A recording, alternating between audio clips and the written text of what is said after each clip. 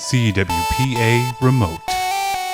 Special Diversity Edition.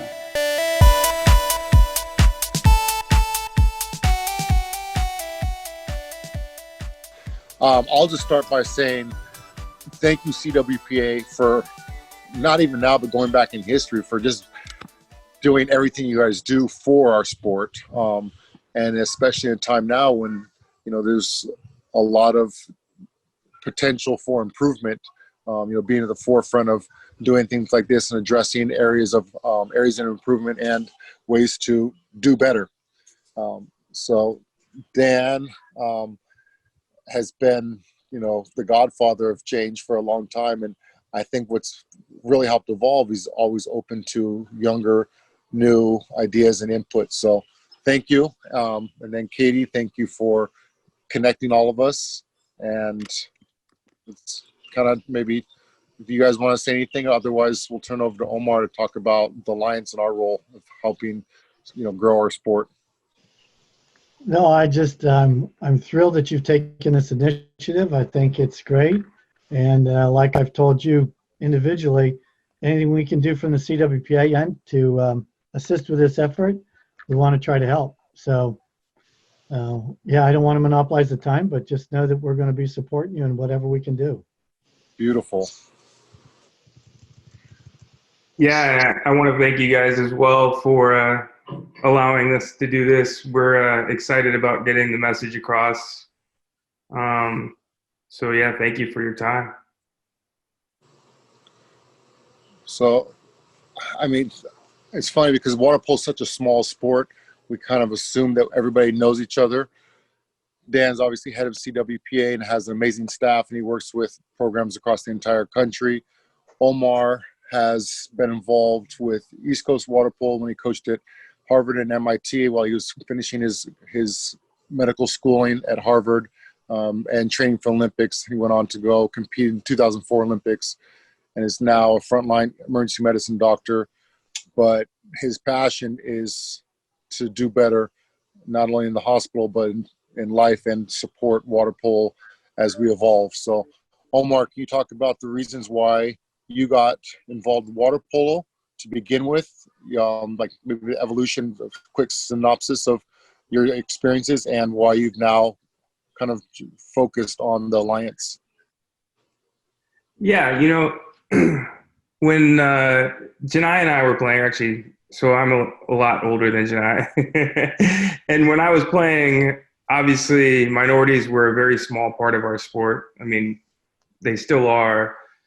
But at the higher level, I was essentially the only non-white athlete. And it was difficult, from high school. My high school coaches consistently would tell me that I should pick other sports, specifically land sports, and probably stay away from the water. My high school water polo coach, who was very well known at the time, said that I had no shot of doing anything in college. And then when I got to college, oftentimes I was discriminated against competing. People would drop the N-bomb on me all the time. And there was no recourse, right? The officials, coaches, nothing would happen. At the semifinals at NC2As after the sprint, I got kicked in the chest and called the N-bomb, and the official kicked me out of fear that I would retaliate. And we lost that game by a goal. And so, these things kind of, were hurtful over time. And then when I came up on the national team, I was looked at as weak if I ever complained about it. And so you just kept your head down and trained and worked hard and were just told that that's the way it was, and that was before cell phones and everything was recorded. And so it was their word against yours. And like I said, you were just looked upon as being weak if you complained. And then when other athletes would come up to the national team or at any high level, they would often only last a few weeks or a few months before they would quit because they were discriminated against. And it was a very frustrating time, right? I really felt alone, and until Janai came up, I really felt alone. And then when Janai was training with me, and he can tell you for himself, I felt like this, like a protective older brother. I mean, and oftentimes, people would say the same things to Janai, and I would be the first one in the pool ready to defend him because there was no other recourse, right? If we told the coaches we were weak, if we told the other players, oh, this person isn't racist, that person is just a jerk, right? And this happened repeatedly. It happened when I was coaching, when I wanted to hire assistant coaches to work with me, I was often told that I should hire someone else, right? And it was those instances may not have been as overt, but there were still subtle hints of racism there. And we fought and continued to work. And then when I finished playing, I retired after the Olympics in 2004. And obviously I went on to medical school, and I always felt like I didn't protect some of those athletes that came behind me because I was so busy in medicine.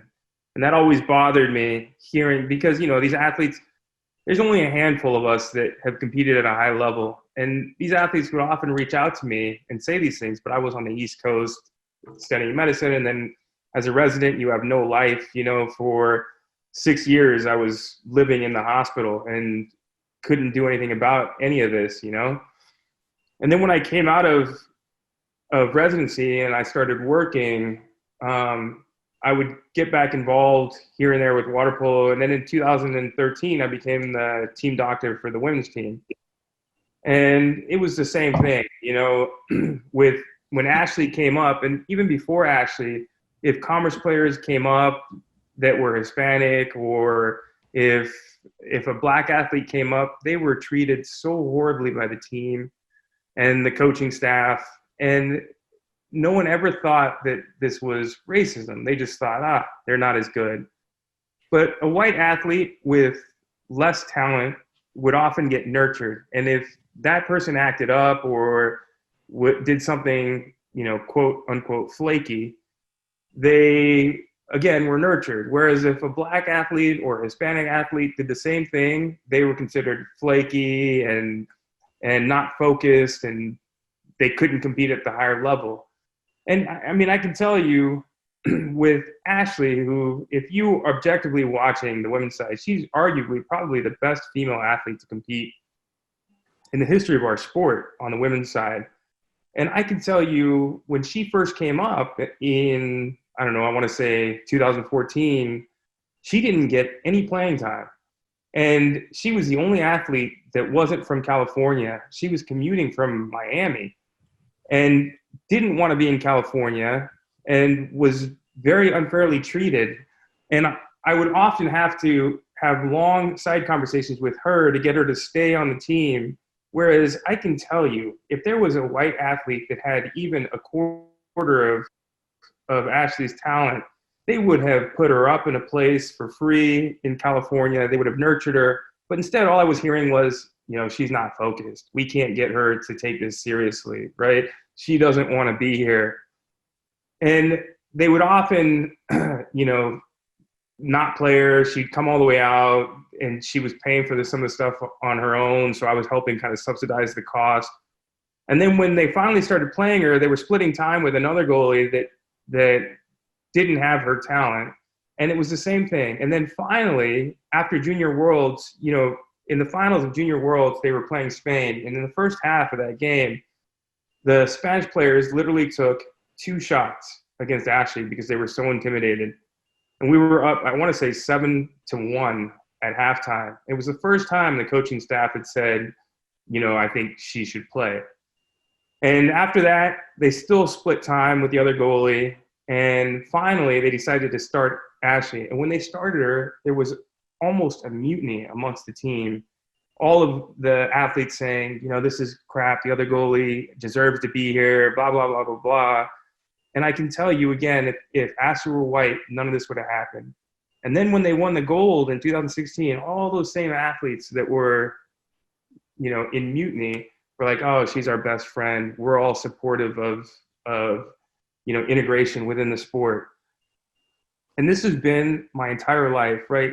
I wasn't accepted until I competed in the NCAA finals. I wasn't accepted until I went to the Olympics, right? If you don't succeed as a minority, you're just considered a crappy athlete, right? And for every one of me and Janai and Ashley, there's 1,000 of us who fail, right? Because you're climbing uphill, right? You're constantly walking uphill when everybody else is going downhill.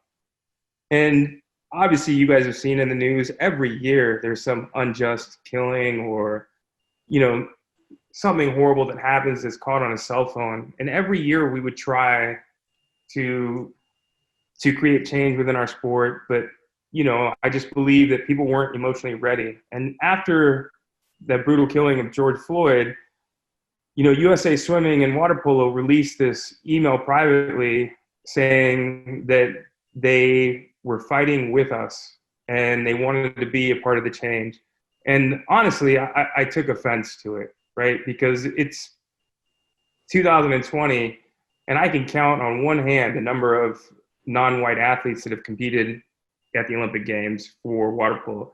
And if you don't know, water polo is the oldest team sport in the Olympics. And so it's been going on for 116 years. There's no other team sport that has done this. And for the U.S. to have, so Janai and I are the only non-white athletes to compete on the men's side. And as far as I know, and I could be wrong, but I think Brenda and Ashley are pretty much the only non-white athletes to compete on the women's side. And I could be wrong, and I apologize if I am. But the point is still the same, right? You can count on one hand the number of athletes that have competed. And after George Floyd, when they released that statement, I took offense and I emailed them back saying, listen, I'm all for you guys being on board, but we need more than a statement, right? We need to affect change. So if you're going to tell us you're fighting with us, then let's talk and see how you can help. And it was radio silence, right? There was nothing. And that was incredibly frustrating. So at that time, I reached out to some of our friends, Janai, Felix, Abdu, and a few others, and said, hey, listen, we have to do something. USA Water Polo and USA Swimming are clearly not going to help us. So let's do something on our own. And we created the early onset of the Alliance. And we had our first Zoom meeting, and I think there might have been 8 to 10 of us on the call. And it was therapeutic, to say the least. It was like a safe place for us to talk and share our stories. And at that time, when we did this, we didn't think that it was going to turn into anything. Again, it was just a safe place for all of us to talk. And after we had that Zoom meeting, we had decided to have a second Zoom meeting 2 weeks later. And honestly, I didn't think we were going to even have enough people on the next Zoom meeting. But the next Zoom meeting, I think we went from the first we had 10. I think the next one we had, 20 to 40 people on that call. And after that happened, we decided to formally create the Alliance for Diversity and Equity within water polo. And again, I didn't think it would turn into anything. But after we had created the official entity, USA Water Polo had reached out. And, I want to say, the timeline could be off, but 3 or 4 months ago, they had reached out to me and said, hey, we're in full support of this. How can we help? And I literally asked for just a few things. Number one, I wanted a zero tolerance policy for racism within the sport, which I, at the time, thought would be a very easy measure. Then number two, I wanted some funding towards education within the sport, just so that, coaches and officials could do better at protecting minority athletes. When someone says something inherently racist to another athlete of color, in my own life, when it would happen to me, there's nothing I could say to that player that would hurt them the same way it hurt me, right? And so, in that game, and this happened thousands of times, I just point that out, in that semifinal game at NC2As, there was nothing in me that wanted to retaliate. I wanted to win that game and win a title, right? And the thought that it was okay to eject me from the game out of fear that I might retaliate was incredibly frustrating. And so I wanted funding towards education so the officials would know that this isn't okay. The coaching staff would know that this wasn't okay. And then number three, I wanted them to help us with research. So I was already kind of looking into minority-based programs so that we could objectively measure high school graduation rates, college graduation rates, incarceration rates, self-confidence, sexual assault rates, and then provide a measure of cost analysis so that we could go to cities and say, hey, listen, these minority-based programs cost this much, but you're saving this much on the back end because these athletes are graduating and they're not going to jail. And so if we could provide this financial incentive, maybe they would help subsidize inner city programs and water safety programs for that matter. And then the last, which I didn't expect, was to kind of go back in time for these people that had done these kind of blatantly racist things, go back and reach out to them, and obviously not punish, but just kind of reach out and educate them. And again, just radio silence. It was completely ignored, which was fine. So then when we made the Alliance kind of this official entity, we started off then using those four measures as the start, right? So we started research. We started trying to create funding. We had an educational platform for water safety, and kind of also creating little videos that we could send out to coaches and referees. And this just exponentially grew into something that I never thought it would. And so we created a board, and now there's separate divisions. We have a social media section. We have, like I said, the educational section. We have a mentorship program now where the goal is to match athletes with mentors. And they don't have to have succeeded at a high level within the sport, but just, a doctor or a lawyer can mentor an athlete that wants to become a doctor or an engineer, and create this program so that they could bounce ideas, off of each other and say, hey, listen, this is what you need to do. Because when I would go and talk to these young programs, these young kids, you'd ask them what they want to do. And it was always the same thing. All of them wanted to be professional athletes. When I'd go to these minority-based programs like the boys and women's clubs or the YMCA, and every athlete of color, they want to go to the Olympics, they want to go to the NFL, but none of them ever said, I want to be a doctor or a lawyer. And that was a little frustrating. So I didn't want to match athletes up necessarily with Olympians or professional athletes. I wanted them to be matched with people that have had careers. And so we started this mentorship program, and you can see it's just kind of growing and growing and growing. And so now we have more people than I can count. We have so many subdivisions, I couldn't even begin to tell you. Omar, can I interrupt you for a second? Yeah. So with the CWPA, this is actually something as coaches, if you keep in contact with your former athletes, they may want to, contribute and mentor someone. This is a great starting point, like one little vertical of being able to help. One other thing, because I kind of want to keep it short with time, is I see a lot of, several young coaches here.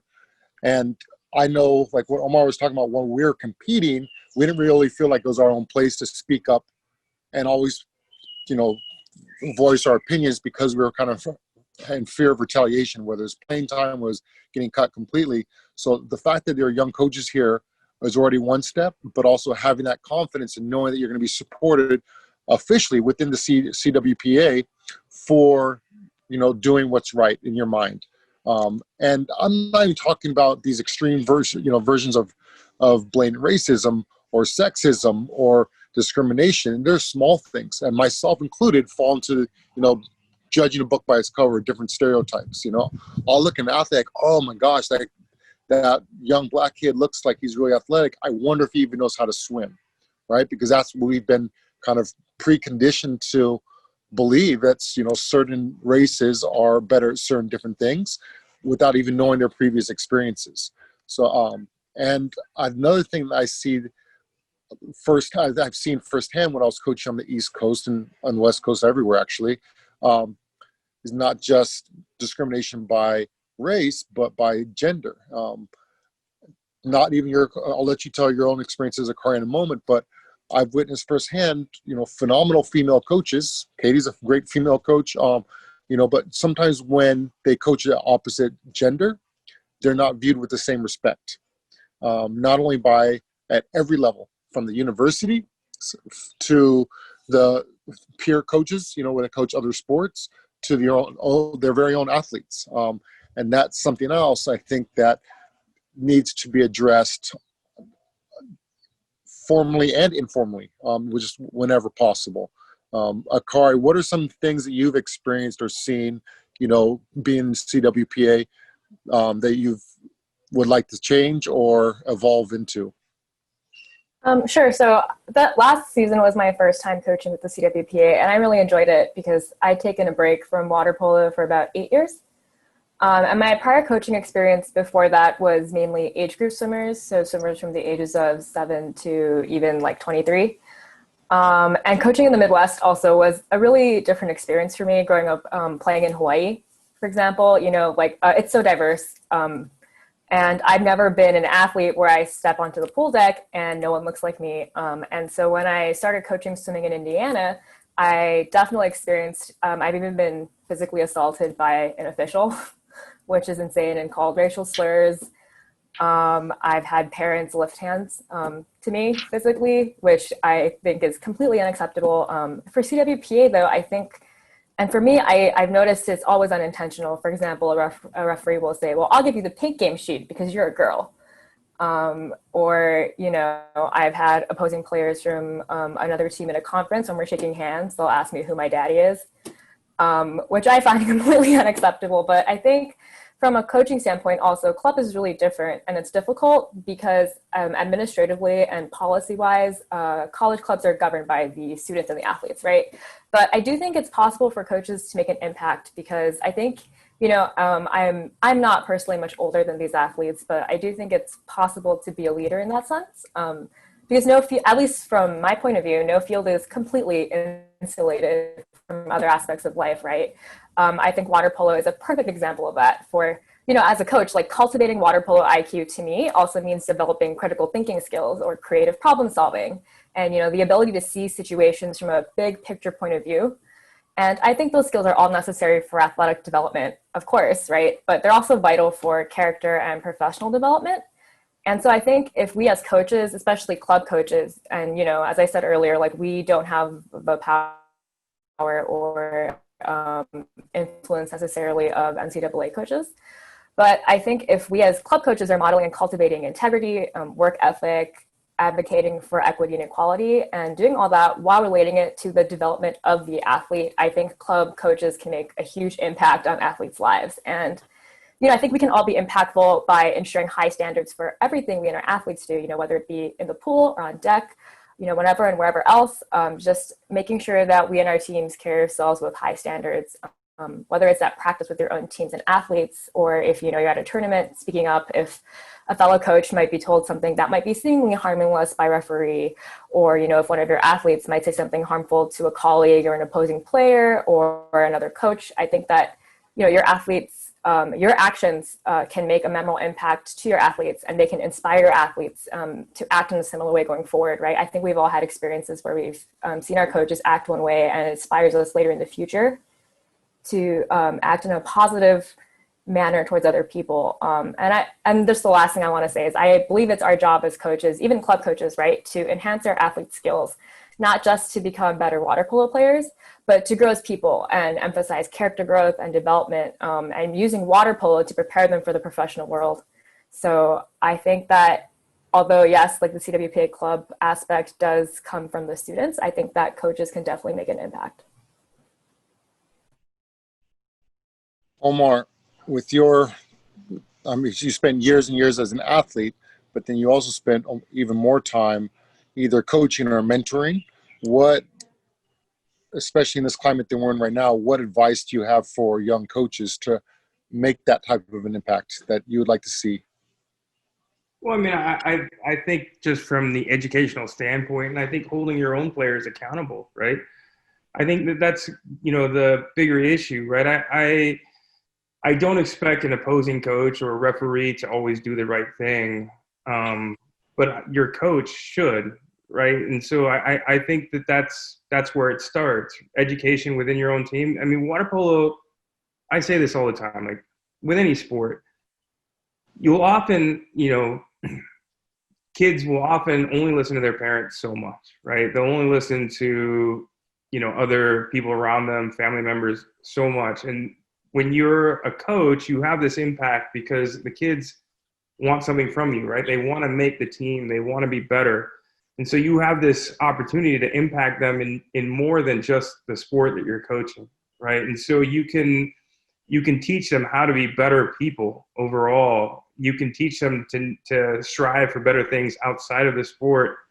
And you have this unique opportunity to educate them about life, right? About gender equity and about racial equity. And so I think holding your players accountable and teaching them is where it starts. And I don't think that happens enough, right? When I've seen it happen where somebody will say a racial slur or something horrible to a female athlete, and their coach does nothing about it, right? And forget about the official, forget about the opposing coach, right? Your coach has to hold you accountable, whether you're the best player or not, right? If I'm coaching and one of my athletes did that, then I'm benching them, right? And we're gonna have a talk. And I'd rather lose 10 games by 15 goals than allow that to happen. And I think that's where it needs to start. And I say that being at fault myself. When I was younger, I sacrificed a lot of things to win, and I probably did a lot of inappropriate things that I wish I could take back. But now we're at this point where change needs to happen, and it starts with me, but we need to hold our own players accountable as coaches and educate. So I think that another thing too is realizing what you might not even think is it might be a big deal. I don't take offense to that, is a huge deal to somebody else. And just really trying to be sensitive and aware of different situations. It's not a trigger word for me, but if we're using that same word towards my mother or to my sisters, all of a sudden now it's in a different context and I get a lot more protective and defensive. So thinking about, that wasn't a big deal. It was just cute. They told Akari, here are the pink slips. It may not trigger for you, but for someone else in a different scenario, it's a huge deal.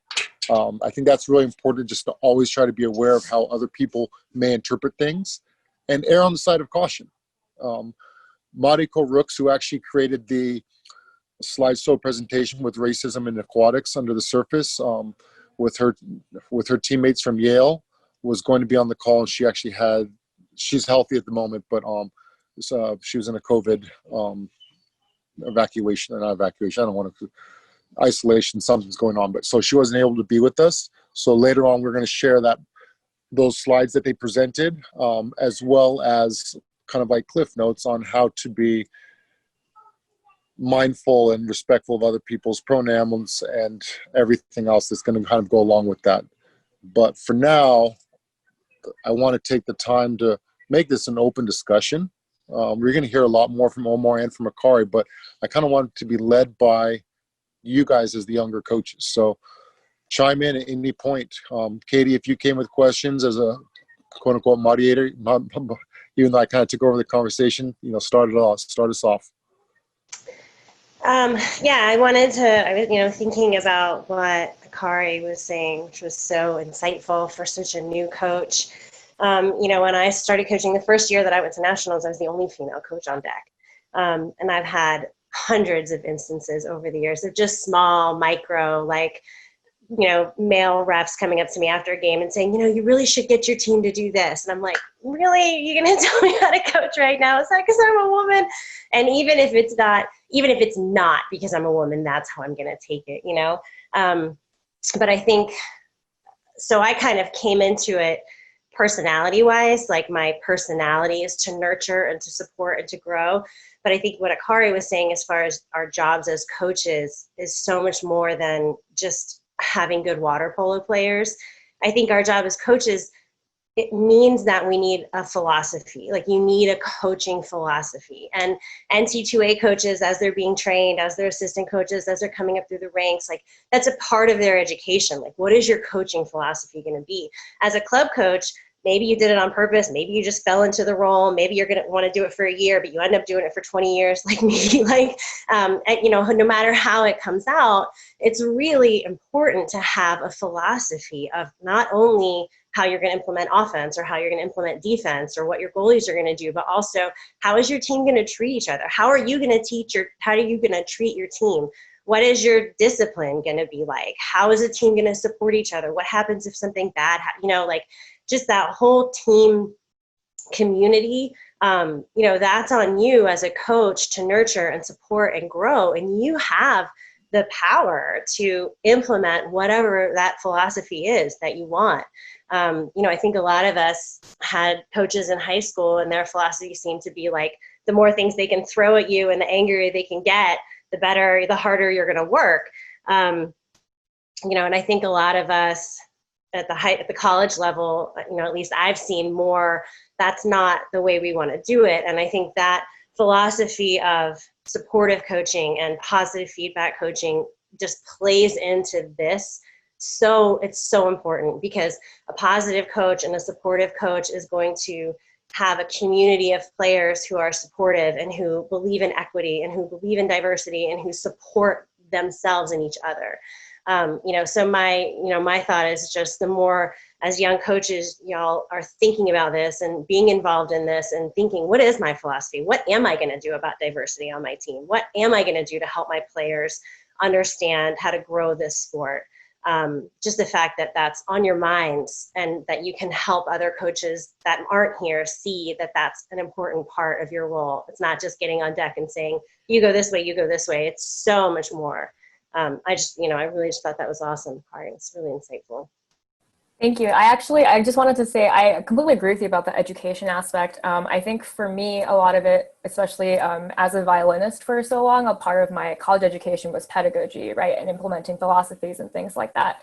But I did notice, you know, even watching like at Big Ten championships, like one of the guys was literally like bleeding out of his eyes because he got punched in the face a bunch of times. And they had 4 coaches on deck and they were all ignoring this one athlete. And I understand if it's a championship game, like everything is super heightened, right? There's like intense Big Ten rivalries, but I think perhaps if there might be like a CWPA aspect for club coaches, maybe like education, like what do you do in that instance, right? Like maybe one of them who is CPR certified or first aid certified might go and check the athlete out, things like that. And so I did ask the coaches for permission before I checked the athlete out and talked to him and everything. But I think as Katie spoke to, I think an education component would be really awesome, I think, to see. I'd also like to just echo that idea of education. First of all, thank you so much, everybody, for sharing this presentation with us. Fantastic. This is such a good thing that we need to proliferate in the swimming and water polo world. But one of the things I think we should also educate is how to not reprimand, but how to address issues, because it's great to just say it. But there are, I know a lot of coaches around the Illinois, Chicago area, high school level, who would more just yell at their players than if they did any discrimination, or if they were going to address it, because that's what they know. And I think that it's important to talk about how to approach, how to reprimand or correct certain actions as well. Yeah, Matthew, I think that's a really good point. Janai or Akari or Omar, do y'all have any thoughts on, you know, as a coach on deck, when you see something like that happen, you know, like Omar said, it's easy to say, like, that shouldn't happen, but like, what do you do? In some cases, these coaches are a year older than their athletes or outnumbered, you know, because everybody else thinks it's okay. How do you stand up as a coach and put yourself out there and make sure that right action is happening? I mean, I'll go back to when I was coaching at a junior college. I took over in Long Beach City College when Omar left to go to Harvard. And I actually had athletes that were older than me. So I understand, you know, how you're trying to fit in a new dynamic. But if you are consistent with your, I don't even want to, with your actions, leading by example, athletes are going to follow and hopefully respect you. And if they're not, then that needs to be addressed even prior to other things, right? If they're not respecting you. Felix Mercado is a great example on the East Coast of, having respect from his athletes. And athletes that aren't respectful are, I don't want to say reprimanded, but they're dealt with, they're addressed, whether it's, sitting down and saying, what's going on, or, having some type of repercussions because it's toxic for the team. The same thing with, letting something slide that when you see either it's racist behavior or, verbal things,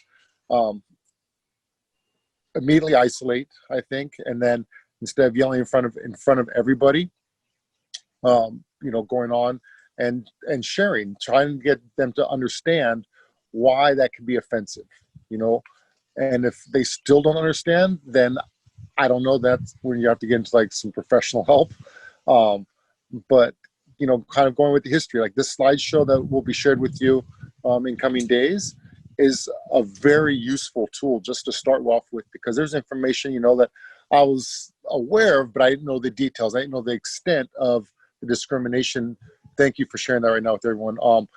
The extent of how specifically African Americans were treated and made sure that they weren't able to actually have access to pools in a systematic racist system.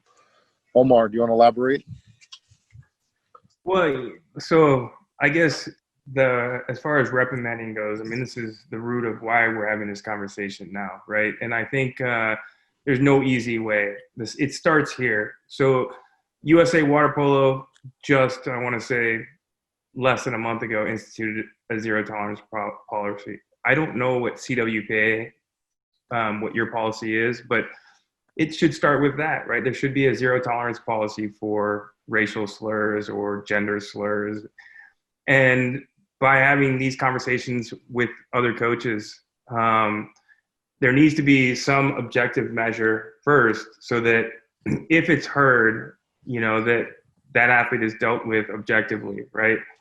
And then the educational piece, like Janai was talking about, hopefully the coaches will hold their athletes accountable. That's obviously not going to be, the case, because the problem is, it's a male dominated sport, and it's primarily, white male dominated sport. And so there's going to be inherently gender and racial inequities within the sport, and it's going to be hard to fix. But I think these conversations are the beginning, and then hopefully all of our organizations will start with a zero tolerance policy, and then start to divert, some funding towards educational platforms for the coaches and the officials.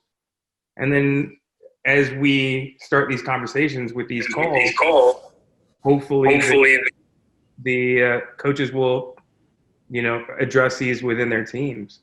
And it's not a perfect system, it's not going to fix all the problems, but that's the beginning. And then hopefully, all of you that care and are on this call, which is fantastic, can start being more inclusive and start trying to, like, I will tell you, there's this inherent problem within the sport, whereas if a female athlete or an athlete of color comes up, they're not treated the same, even if that coach is unknowingly biased, right?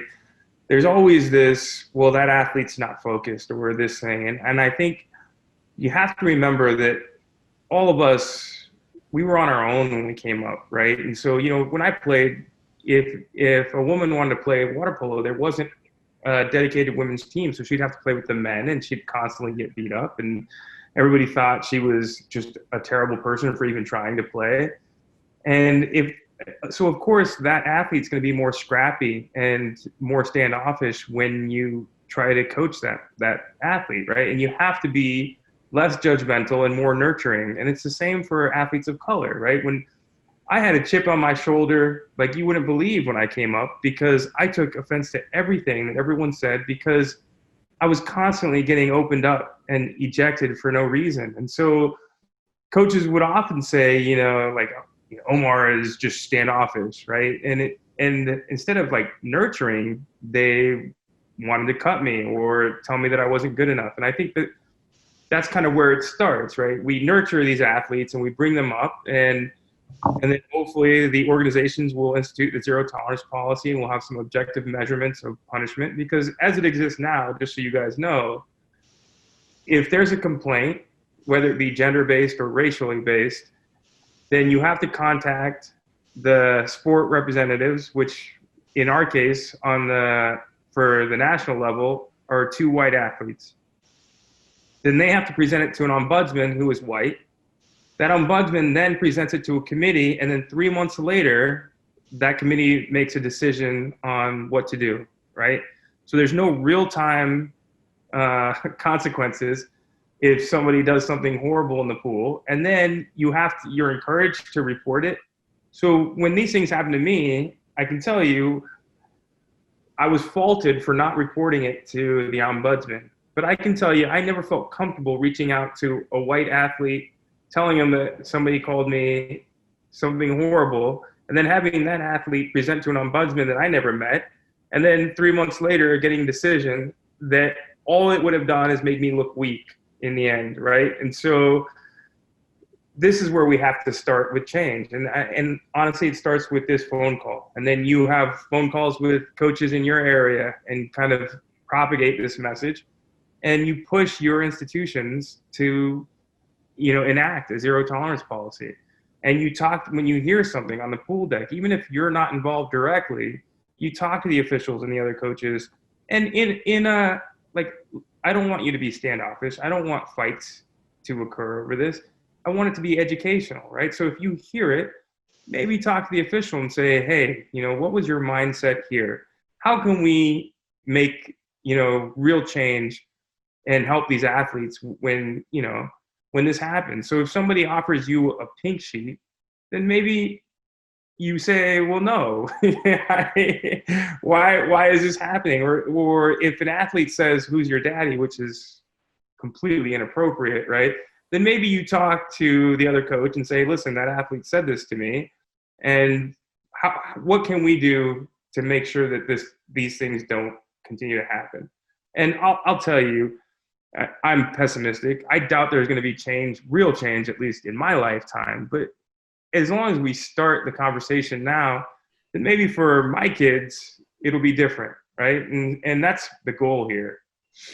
I do think also in terms of, I guess, Katie, you're talking about discipline, right? I think Omar had an amazing answer, especially from like a governing organization point of view. For me, I think especially coaching undergraduate male athletes is hard because they're like, well, you're the same age as me, so like, why would I listen to you? I mean, no, actually, sorry. My team has been like extremely respectful, but I can also see, right, like the reverse. Like sometimes if I say something, I can see them like thinking, and especially in terms of, I don't know how this has happened, but I guess, topics such as racism or sexism have become extremely political, right? So when you're talking to young undergraduate students who are really emotional and quick to, I think everyone goes through a phase where they think they know a lot, right? And so at least for me, like I remember my team when we were all, everyone got sent home and George Floyd happened, which was horrible. Some of the team members said, hey, can we have like a team call? Because almost all of us are white and it's very clear to us, especially this past season, like we have no idea what is happening in the world. And one of the team members said, yeah, I'm open to it, but I just don't believe racism exists. Right. And so, I'm, most of them are from California or the Midwest or something like that. And they've been in very different situations. And I think especially talking to that athlete one-on-one might help, especially I think undergraduate, anyone can get really defensive, right? If you come at them in a specific way, like Omar said, like you don't want conflicts to happen, right? He firmly believes in an educational development policy as opposed to like extremely punitive. And I do think it's important to have punitive measures as consequences, but I do think especially in terms of education discipline, when you're dealing with undergraduate athletes, I think it might help to speak one-on-one. And actually like months later, this player was the one who led the diversity initiative to participate in Swim for Diversity, which I was really so happy and touched by. So I guess in terms of like Omar and I did a great job at addressing like the governing policies and, talking to other coaches, especially like with referees, it can get really uncomfortable, right? Especially with politics and how they're going to retaliate. But luckily, the people working the desk were actually all girls, and they were like, "Whoa, what did you just say, man?" And I was like, "Oh, I really don't like pink, but like, thank you, I really appreciate it. If you can just give me the yellow one or something like that, right?" Or talking to the other coach, and coaches I've found have been generally really nice. But I think especially when talking to your own athletes, it's important to make them feel like acknowledged and a human instead of like maybe talking down at them, especially for me, because, you know, we're very close in age or something like that. I'm not sure if that helped in terms of like addressing discipline or, you know, punitive measures or anything like that. I would say too, what's really been important for me in my team culture has been setting expectations from the beginning of the season. We have a meeting at the beginning of the season where I'm like, look, this is how I coach. This is how I'm going to support you. This is what's going to happen if we have odds. I'm going to explain why. This is what we do. And I kind of go over basically what they can expect from me as their coach and what they can expect from me to initiate and continue the momentum of our team culture. I explain it's been this way for years. This is what works for us. This is how we grow. I'm going to make you a better water polo player. You're going to come out of here maybe even more understanding more about how to interact and how to, understand other people, but really just setting the tone from the beginning of the season and making sure, have that meeting and say, this is how this team is going to work. We're going to support each other. We're not going to yell at each other. We're going to support equity. We're going to call things out when we see it. We're going to call you out if we see it, all in the name of making everyone better. And I think that has been so key. Like, it's just so much easier later in the season where you're like, we talked about this. We had this meeting. You knew this was going to happen. Like, this is how we work. And you knew that. So important to be organized like that and just set it out there from the very beginning. Does anybody have an athlete that they coach that potentially may feel isolated on the team, whether it's one black athlete or whether it's, someone that is multi-abled or anything else that kind of maybe potentially sets them apart? And even though you think that you don't see color, you don't see gender, that they might get treated differently in life and even on the team? I was wondering if I could just jump in kind of with a question real fast, more of a discussion point, I guess. But I am not a coach. I'm just a co-president for the women's club water polo team at Arizona State. And, with that, my colleagues are also my teammates are also my best friends and, my colleagues and stuff like that. And so I'm, Katie, you kind of answered of setting that expectation, but she's having a conversation of what happens on our team, not necessarily of like, hi, I'm your, official, like you will listen to this list of rules, or should it be a discussion? Because I do think after the killing of George Floyd and how the country's responded, that this equity conversation is going to start becoming more of a professional development point and a lot of more and it sucks that it starts in 2020, because it feels like it is long overdue, and it definitely is. But how do we go to that conversation of more of a professional development kind of way? Because, I'm not in that coach position. Can I take this one a little bit? I'm also president of water polo at University of Iowa. And this year we did something different. We actually wrote into our constitution about certain racial things. We have a no policy written into our constitution, which I think maybe the CWPA should employ, which that is kind of the business side of things. But then at the beginning, we just kind of discussed everything about ourselves. So we laid ourselves out as people. And immediately doing that, we also are a little bit more diverse this year. And we have 3 people who are not white, which is pretty different for Iowa. And so I'd say, honestly, just treat every single person like people and just have everybody introduce themselves as people. And then those people will just become a team. That's like, I think, the easiest way to do it. And then while you're doing that, sometimes like we bring up the news during like around the world, or when we were in a circle doing passing drills, sometimes we bring up the news when we have our hands up in the air. And then while we're under that stress and tension all together and we have that conversation, then it seems more it's a lot easier to handle, I think, for people.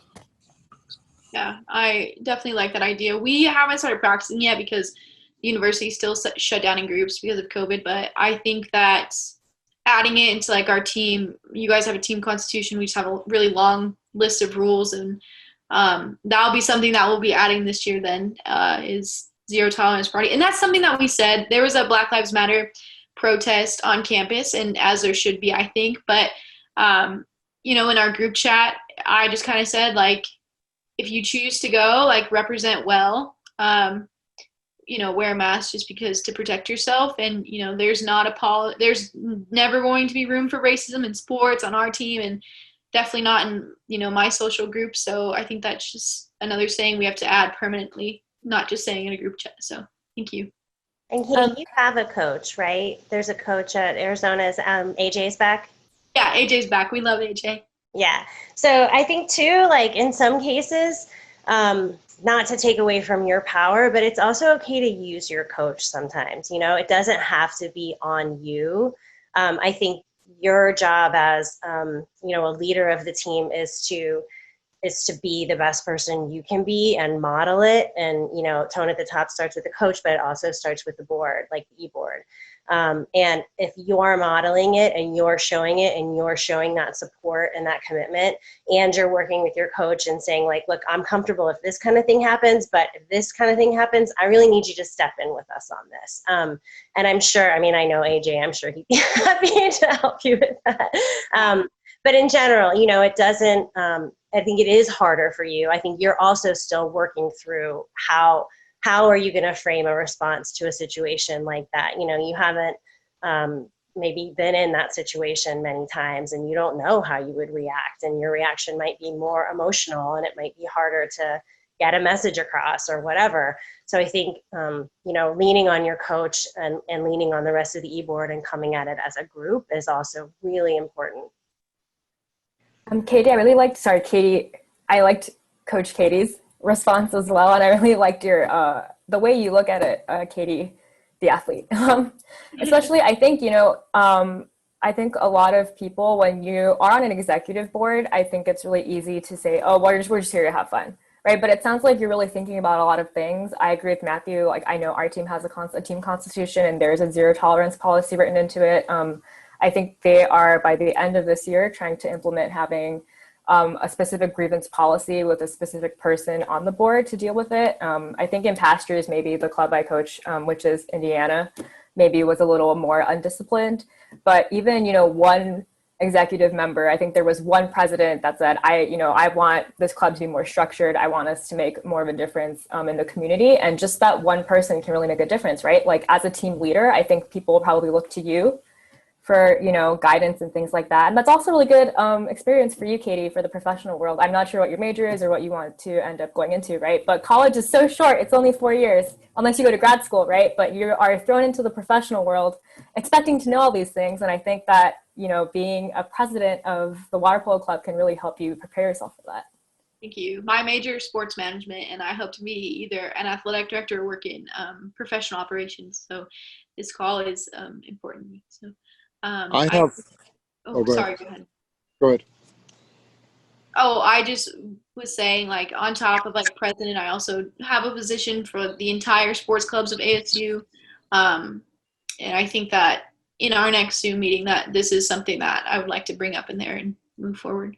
Because definitely, I think that there should be no excuse for not having a zero tolerance policy written into their rules. And I'm sure there is, but I think that at this point in time, it calls for a deadline for it to be advertised and well known.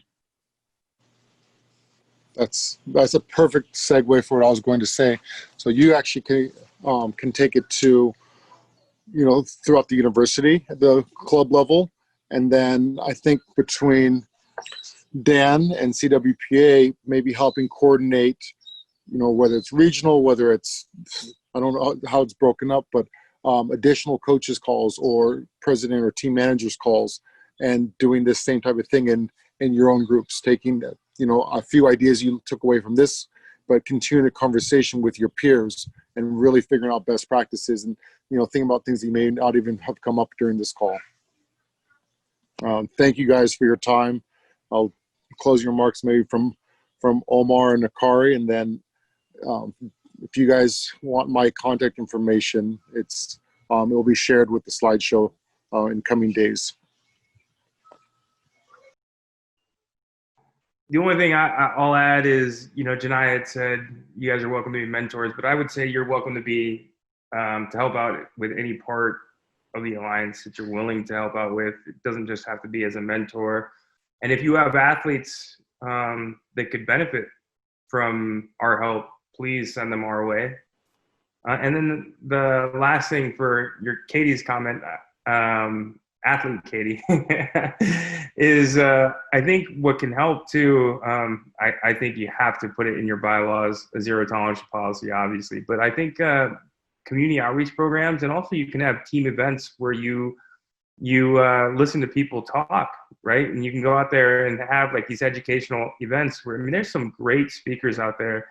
And with the internet now, I do this all the time so I teach a residency program, and we'll often have like these journal clubs, and I'll have just somebody speaking, we'll pull up something on YouTube, like somebody that I think is a great speaker that has nothing to do with medicine, just commenting on the political climate. And it doesn't have to be just about racial equality, but it's a great way to educate, people that you are around, because even when you do community outreach programs, oftentimes people who are entitled don't look at it as, these people don't have or are being biased against, right? They don't see that. They're like, well, I'm helping out, and this person is just poor and we're helping them, right?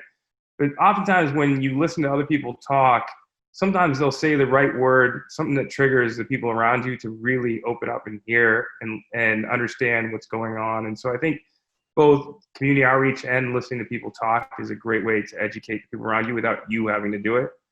And then last is, I'll just thank all of you for being a part of this call, because this is how you become a part of the change. So thank you. Yeah, thank you first so much to the CWPA. This is amazing that you are having this call, and I've also really enjoyed my time coaching within the CWPA, which I unfortunately did not get a chance to participate in undergraduate years, but I really am enjoying it now. And I think just having this call really lifted my spirits in a way. And I also think, especially for the students, I think remember that you're your own organization. Obviously, it depends on the university you're at, whether you're part of the university or whether you're your own governed nonprofit. But you guys can make a difference too, and you can reach out to your community. You can also, from a water polo standpoint, you can also because Janai mentioned he's going to send out Mariko's presentation later, but pool accessibility is insanely difficult, right? That's one of our research points with Dr. Amr is pool accessibility, and in terms of like how it's really difficult if you're in it's also a classist issue, right? In terms of being able to access a pool. So if you are able to somehow provide water polo clinics or introduce, learning how to swim in your community. We were going to do it through my club before, but we actually did one in Bloomington, where we had, it was free for all athletes, insurance and everything was covered, and we did a free water polo clinic because age group water polo doesn't exist in Indiana, and pool accessibility, even in Indiana, is like really difficult, right? So I think and also it's a really good opportunity for you guys, I think, to put something together like that as students, and also, address the issue of pool accessibility, especially in terms of racism and things like that. So I love the work that the CWPA is doing. Thank you so much again. And thank you guys for being here. I really appreciate it. Thank you for the opportunity to talk. Thanks, everyone. Yeah, we'll definitely keep in touch. This is just the beginning. Awesome. Thank you so much, guys. I really appreciate it. Thank you. Thank you. Thank you.